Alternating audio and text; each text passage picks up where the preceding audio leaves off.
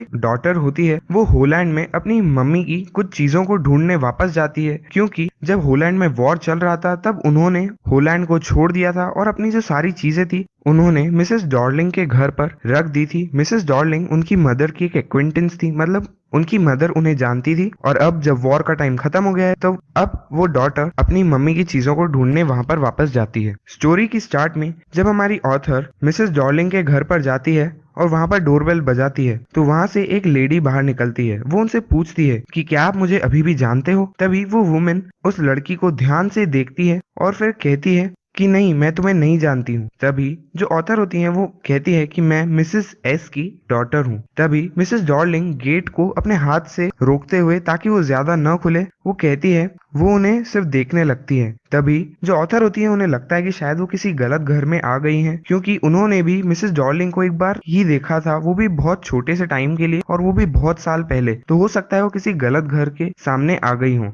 तभी जो वुमेन होती है वो डोर से थोड़ा सा बाहर आकर खड़ी होती है। तभी जो ऑथर होती है उनकी नजर उनके स्वेटर पर जाती है, जो कि एक ग्रीन कलर का स्वेटर था जो कि उनकी माँ ने सिला था सालों पहले। और उसपे जो वुडन बटन्स थे वो भी काफी पेल हो गए थे उसे बार बार वॉश करने के कारण। और ऑथर उस स्वेटर को देखते ही वो उन्हें पहचान जाती है और उन्हें पता चल जाता है कि वो सही घर पर ही आई हैं। और वो उस वुमेन से पूछती है कि क्या आप मेरी माँ को जानते हो। तभी वो वुमेन रिप्लाई देती है कि क्या तुम वापस आ गए हो, मुझे तो लगा था कि तुम कभी वापस नहीं आओगे। तभी ऑथर कहती है कि सिर्फ मैं ही आई हूँ। तभी उस वुमेन के पीछे उसके कॉरिडोर में एक डोर खुलता है और बंद होता है और वुमेन कहती है कि मैं अभी तुम्हारे लिए कुछ नहीं कर सकती हूँ। और तभी हमारी ऑथर वापस कहती है कि मैं एक स्पेशल ट्रेन से यहाँ तक आई हूँ और मुझे आपसे बात करनी है कुछ टाइम के लिए। तभी वो वुमेन कहती है कि ये मेरे लिए अभी कन्वीनियंट नहीं होगा, मैं तुमसे कभी और बात करूंगी। और उसके बाद वो ध्यान से उस डोर को बंद कर देती है ताकि ज्यादा शोर ना हो, क्योंकि हो सकता है कि अंदर कोई डिस्टर्ब हो जाए।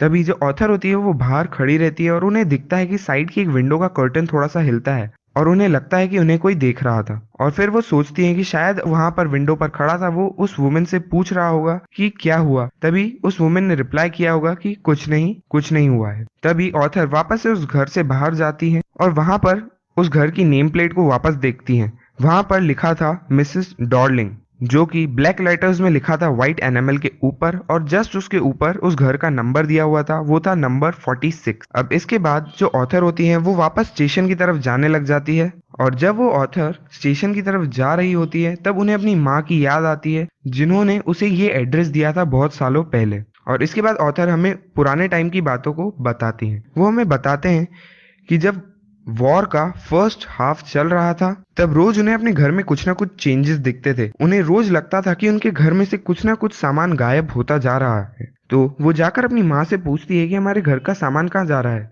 तभी उनकी मदर उसे मिसेस डॉर्लिंग के बारे में बताती है, जो कि उनकी एक पुरानी एक्वेंटेंस थी।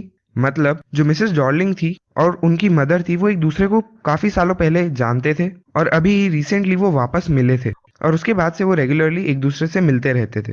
और जब भी मिसेस डॉर्लिंग हर बार उनके घर पर आती थी वो कुछ ना कुछ अपने साथ लेके चली जाती थी। जैसे कि एक बार वो सारे सिल्वर की चीजें थी टेबल पे, मतलब उनके स्पून्स फोक्स वो सब एक बार में ले गई थी। फिर दूसरी बार में वो सारी एंटीक प्लेट्स जो उनके घर में डेकोरेशन के लिए उनने लटका रखी थी वो भी ले गई थी। और वो हर बार जब भी जाती थी वो काफी हैवी बैग्स अपने साथ लेकर जाती थी।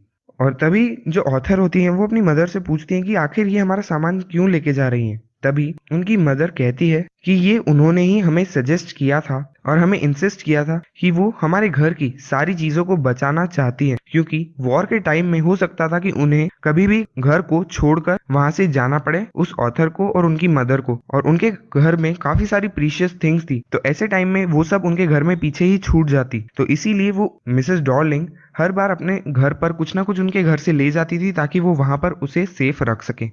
और उसके बाद ऑथर अपनी मदर से पूछती है कि आपने इस बात पर हाँ क्यों कहा। तभी उसकी मदर कहती है काफी सैड टोन में कि ये काफी जरूरी है और अगर मैं उन्हें मना भी नहीं कर सकती क्योंकि ये उनकी इंसल्ट करने के बराबर होगा, क्योंकि पहले ही वो हमारे लिए इतना रिस्क ले रही है कि वो रोज हमारे घर से ऐसे बैग्स लेकर बाहर जाती है। तो हो सकता है कि दूसरे लोगों को भी डाउट हो कि आखिर ये यहाँ से ऐसे क्यों जाती है, और हो सकता है दूसरे लोगों को भी इन पर शक हो। और ये सब सोचते सोचते ही ऑथर स्टेशन तक पहुंच जाती है और वो ये भी बताती है कि रास्ते में वो आसपास की जगहों पर ज्यादा ध्यान भी नहीं देती अपनी सराउंडिंग्स में, क्योंकि ये सब वही जगह थी जहाँ पर वो सालों पहले रहते थे और इन जगहों को देखने से उन्हें अपनी पुरानी मेमोरीज याद आ जाती हैं जो उन्हें अपसेट कर देती है। वही स्ट्रीट साइंस, वैसे ही हाउसेस और वो एरिया जिनमें उनमें अपना प्रीशियस टाइम, अपना बचपन बिताया था। इसके बाद ऑथर हमें वापस पुराने टाइम के बारे में बताते हैं, जिनमें वो बताते हैं कि सेकेंड टाइम उन्होंने मिसेस डॉर्लिंग को एक ट्रेन में अपने आगे बैठा हुआ देखा था, और जब उन्होंने उसे फर्स्ट टाइम देखा था उस दिन वो सुबह लेट उठी थी, और जब वो नीचे आ रही थी तब उनकी मदर किसी से बात कर रही थी। और वो ये भी बताती है कि वो जिस वुमेन से बात कर रही थी उनका जो बैक साइड था वो काफी ब्रॉड था। उसके बाद उनकी मदर अपनी डॉटर को मिसेस डॉर्लिंग से मिलवाती है और वो कहती है मिसेस डॉर्लिंग को कि ये मेरी डॉटर है। तभी जो वुमेन होती है मिसेस डॉर्लिंग, वो उनकी तरफ वेव करती है और उसके बाद वो एक सूटकेस को उठाती है कोट रैक के नीचे से और वहां से जाने लगती है। ऑथर हमें ये भी बताती है कि उन्होंने एक ब्राउन कोट पहना था और एक शेपलेस हैट पहनी थी। इसके बाद ऑथर अपनी मदर से पूछती है कि क्या वो काफी दूर रहती है, क्योंकि वो काफी हैवी सूटकेस उठा रही है और उन्हें इसे ले जाने में काफी दिक्कत होती होगी। तब उनकी मदर उन्हें उनका एड्रेस बताती है जो कि होता है इन मार्कोनी स्ट्रीट नंबर 46, और उनकी माँ उससे इस एड्रेस को याद रखने के लिए कहती है। इसके बाद ऑथर हमें बताते हैं कि उन्होंने इस एड्रेस को याद रखा था और जब वॉर खत्म हो गई थी उसके काफी सालों बाद वो उस जगह पर वापस नहीं गई थी, क्योंकि एक्चुअल में वो अपनी पुरानी चीजों को नहीं देखना चाहती थी, क्योंकि एक तरीके से वो डर रही थी अपनी पुरानी चीजों को देखने से, क्योंकि उन चीजों को देखने से उनकी पुरानी मेमोरीज, उनकी सारी गुड टाइम्स उन्हें याद आ जाते थे अगर वो उन चीजों को देखती थी। तो इसीलिए वो चाहती थी कि वो उन चीजों को नहीं देखे, जो कि अब कुछ बॉक्सेस में शायद कहीं पर किसी कबर्ड में बंद पड़ी होंगी। पर क्योंकि अब वॉर खत्म हो गया था, सब कुछ नॉर्मल हो गया था वापस से, जिसके एग्जाम्पल में वो कहती हैं कि अब वो बिना किसी डर के आराम से सो सकती थी।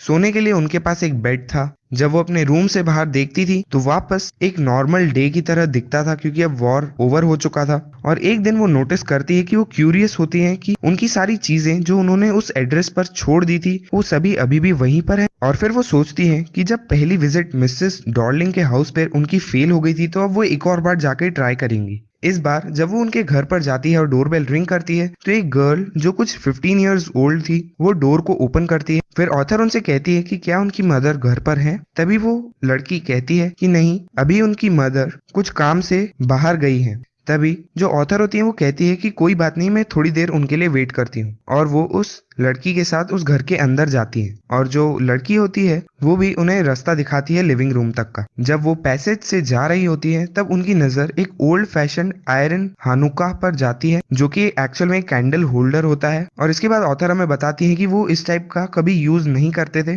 क्योंकि ये काफी बर्डनसम होता था और इतने सारे कैंडल होल्डर्स पर कैंडल जलाने से अच्छा वो सिर्फ एक सिंगल कैंडल ही यूज करती थी। और इसके बाद जब वो पैसेज को क्रॉस करते हैं तब वो लड़की उनसे पूछती है कि क्या आप थोड़ी देर लिविंग रूम में बैठ जाएंगी। तभी वो लिविंग रूम का डोर खोलती हैं और वो अंदर जाते हैं। तब जो ऑथर होती है वो बिल्कुल हॉरिफाइड हो जाती है। वो उस रूम को देखकर बिल्कुल चौंक जाती है, क्योंकि उस रूम में जितनी भी चीजें थी वो सभी चीजों को जानती थी, क्योंकि वो सभी एक्चुअल में उनकी मदर की ही चीजें थी। और उन्हें वो एटमॉस्फेयर काफी स्ट्रेंज लग रहा था, और उन्हें इसलिए भी अजीब लग रहा था क्योंकि उनकी इतनी सारी अच्छी अच्छी एंटीक्स और इतनी डेकोरेटिव चीजों को उन्होंने इतने टेस्टलेस ऑर्डर में जमा रखा था। और वहां पर उन चीजों के साथ काफी अगली फर्नीचर भी रखा हुआ था और स्मेल भी काफी अजीब सी आ रही थी, जिनके कारण उन्हें काफी अजीब लग रहा था। पर उस रूम को पूरा देखने में वो काफी शॉक में रह जाती हैं। तभी वो लड़की होती है वो उन्हें एक चेयर देती है बैठने के लिए। वो वहां पर टेबल के पास में जाकर बैठ जाती है। तभी वो उस वुलन टेबल क्लॉथ को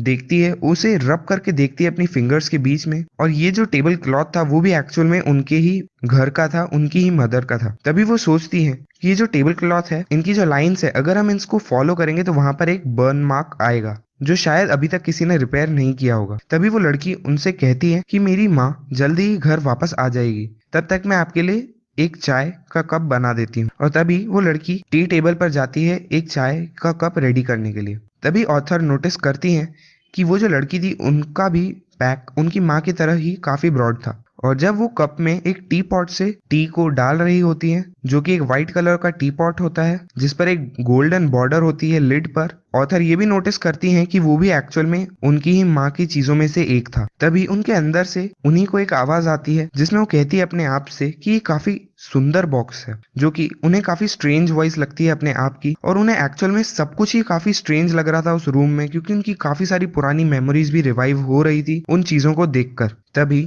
जो ऑथर होती है वो कुछ एंटीक प्लेट्स जो एक्चुअल में पहले उनके घर पर उन्होंने टांग रखी थी वो यहाँ पर टंगी हुई देखती है, उनकी तरफ पॉइंट करती है और उस लड़की से पूछती है कि क्या तुम इन चीजों को जानती हो। तभी वो लड़की उनके लिए टी लाती है और कहती है कि हाँ, मेरी माँ कहती है कि ये एंटीक है और हमारे घर में ऐसी काफी सारी चीजें हैं जो कि एंटीक है। और वो अपने घर में बहुत सारी चीजों को पॉइंट कर कर उन्हें बताती है और उन्हें कहती है कि तुम अपने आप भी जाकर इन चीजों को देख सकती हो। तभी ऑथर इस स्टोरी में बताती है कि उन्हें एक्चुअल में उनके हैंड्स को फॉलो करने की जरूरत नहीं थी उन एंटीक चीजों को देखने के लिए, क्योंकि वो उन सारी चीजों को पहले से ही जानती थी।